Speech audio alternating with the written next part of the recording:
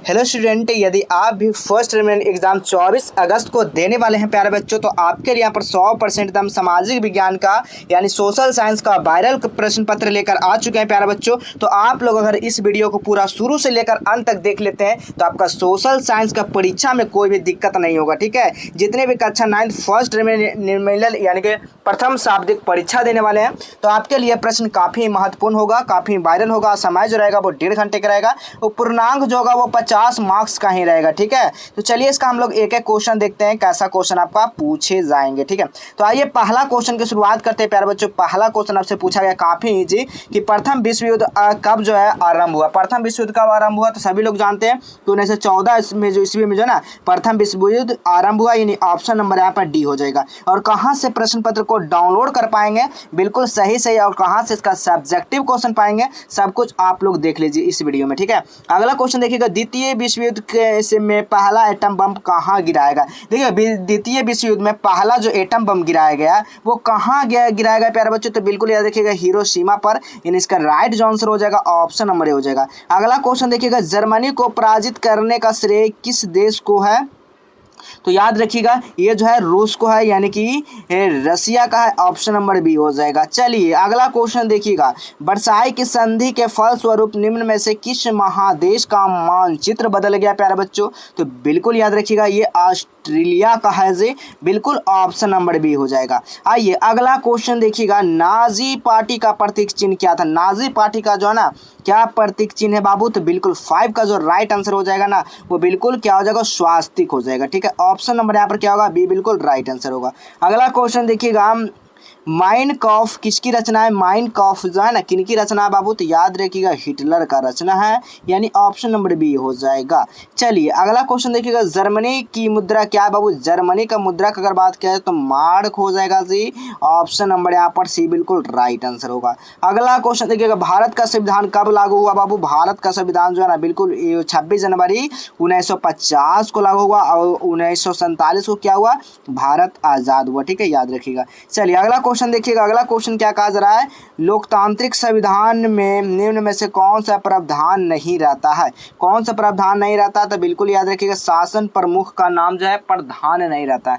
चलिए अगला क्वेश्चन देखिएगा, अगला क्वेश्चन है, यंग इंडिया पत्रिका के लेखक कौन है, तो यंग इंडिया का जो पत्रिका के लेखक जो है ना महात्मा गांधी जी हैं। अगला क्वेश्चन है, भारत में किस प्रकार का शासन प्रणाली पाई जाती है बाबू, तो भारत में पाई जाती है वो लोकतांत्रिक राजतंत्र प्रणाली पाई जाती है, ऑप्शन नंबर ए हो जाएगा। अगला क्वेश्चन देखिएगा, लोकसभा का चुनाव कितने वर्षों के अंतराल पर होता है बाबू, तो 12 का जो राइट आंसर होगा वो 5 वर्ष पर होता है, यानी ऑप्शन नंबर यहाँ पर सी हो जाएगा।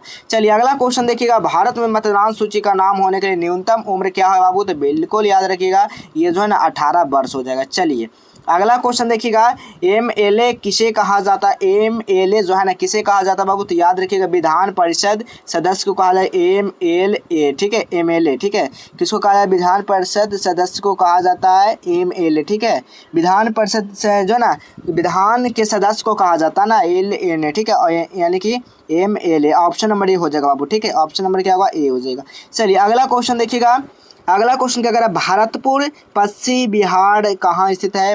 भरतपुर पश्चिम जो है कहाँ स्थित है, तो बिल्कुल यार राजस्थान। ठीक है, अगला क्वेश्चन है, भारत में सर्वाधिक साक्षरता दर किस राज्य की है, तो याद रखिएगा आप लोग बिल्कुल महाराष्ट्र में है। ठीक है, यानी सबसे ज़्यादा पढ़ा लिखा जो है ना साक्षरता दर वो महाराष्ट्र में। अगला क्वेश्चन है, भारत में वन्य जीव संरक्षण अधिनियम कब लागू किया गया बाबू, तो याद रखिएगा 17 का जो राइट आंसर होगा वो 1972 ईस्वी। ठीक है, चलिए अगला क्वेश्चन क्या कर रहा है, विश्व में सबसे अधिक वर्षा किस स्थान पर होती है बाबू, तो किस स्थान पर होती है, तो बिल्कुल याद रखिएगा मानसिन राम, यानी ऑप्शन नंबर यहाँ पर सी हो जाएगा। चलिए अगला क्वेश्चन बताओ, अगला क्वेश्चन है, भारत में दक्षिण पश्चिम मानसून का आगमन कब से होता है। कब से होता है बाबू, तो बिल्कुल याद रखिएगा 19 का जो राइट आंसर हो जाएगा 1 जून से, यानी ऑप्शन नंबर बी हो जाएगा। ठीक है, चलिए अगला क्वेश्चन देखिएगा, मैंग्रोव वन कहाँ पाई जाती है। मैंग्रोव वन जो है ना कहाँ पाई जाती है बाबू, तो 20 का जो राइट आंसर हो जाएगा ना वो पश्चिमी घाट, यानी ऑप्शन नंबर बी हो जाएगा। ठीक है, चलिए अगला क्वेश्चन देखिएगा, भारत की औसत आयु संरचना क्या है बाबू, भारत की औसत आयु संरचना जो है ना वो बिल्कुल 70.2 वर्ष यानी ऑप्शन नंबर डी हो जाएगा। ठीक है, चलिए अगला क्वेश्चन देखिएगा। अगला क्वेश्चन क्या करा, अम्लीय वर्षा का सर्वाधिक प्रभाव कहाँ पड़ता है बाबू, तो 22 का राइट आंसर होगा वो दामोदर घाटी क्षेत्र में, ऑप्शन नंबर बी हो जाएगा। चलिए अब इसका पहले आपको बताते हैं कहाँ से आप लोग इसका PDF डाउनलोड कर पाएंगे, कहाँ से इसका पूरा आंसर की डाउनलोड कर पाएंगे। ठीक है, कहाँ से इसका पूरा सब्जेक्टिव ऑब्जेक्टिव का आंसर की पाएंगे। तो सबसे पहले आपको काम करना, गूगल को ओपन करना बाबू। ठीक है, जैसे ही गूगल ओपन करते हैं यहाँ पर सर्च क्या करना, आप लोग को जस्टेबल एजुकेशन आपको लिख देना है। ठीक है, क्या लिखना है, इसी तरह से आपको सर्च कर देना है जस्टेबल एजुकेशन। जैसे ही आप लोग यहाँ पर सर्च करते हैं जस्टेबल एजुकेशन, देखिएगा जैसे ही आप लोग यहाँ पर सर्च करते हैं आपको नीचे आ जाना है। नीचे आने देखिए पहला ही होम पेज यहाँ पर दिख जाएगा प्यारे बच्चों, इसी लिंक पे आपको क्लिक कर देना है। जैसे ही आप लोग यहाँ से क्लिक करते हैं अब सीधा आपको कहाँ पे आ जाना है, सीधा आपको यहाँ पर आ जाना है प्यारे बच्चों इस वाले सेक्शन पे।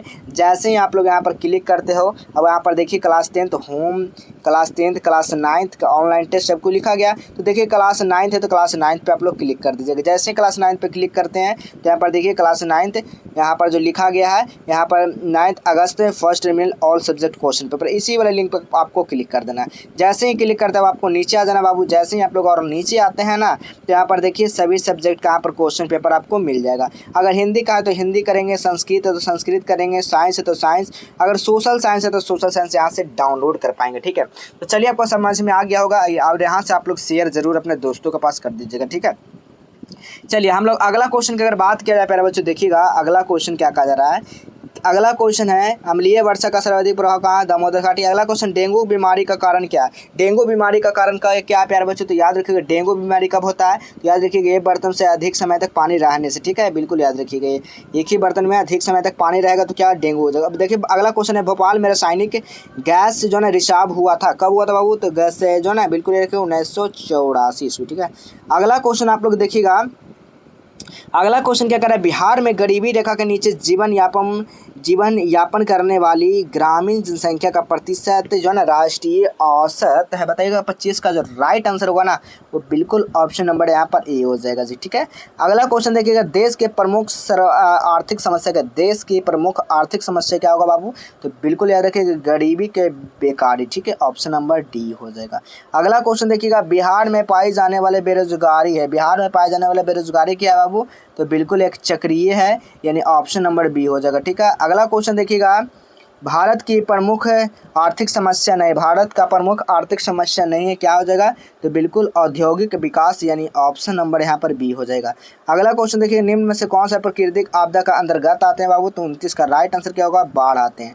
अगला क्वेश्चन देखिए भारत के ग्रामीण क्षेत्र में पाया जाता है, तो बिल्कुल 30 का जो राइट आंसर होगा वो प्रच्छन्न बेरोजगारी यानी ऑप्शन नंबर सी हो जाएगा, यानी कि यहाँ पर क्या हो जाएगा प्रच्छन्न बेरोजगारी यानी ऑप्शन नंबर क्या होगा यहाँ पर ऑप्शन नंबर डी ही हो जाएगा। ठीक है, चलिए अब यहाँ पर देखना आपको सब्जेक्टिव क्वेश्चन क्या है बाबू, खंड बी में आपका सब्जेक्टिव क्वेश्चन रहेगा। हिस्ट्री से आपका 2 क्वेश्चन यहाँ पर पूछा जाएगा जिसमें से एक बनाना होगा। ठीक है, राजनीतिक, फिर अर्थशास्त्र, भूगोल, फिर आपदा प्रबंधन यानी पूरा यहाँ पर सोशल साइंस ST का सब कुछ यहाँ पर पूछा जाएगा प्यारे बच्चों सब्जेक्टिव क्वेश्चन में, और आप लोग यहाँ से बना सकते हैं। ठीक है, इसका पूरा PDF पाने के लिए आपको गूगल पर सर्च करना होगा, जाकर क्या करना होगा जस्टेबल एजुकेशन, क्या करना है प्यारे बच्चों, लिख लीजिए जस्टेबल एजुकेशन।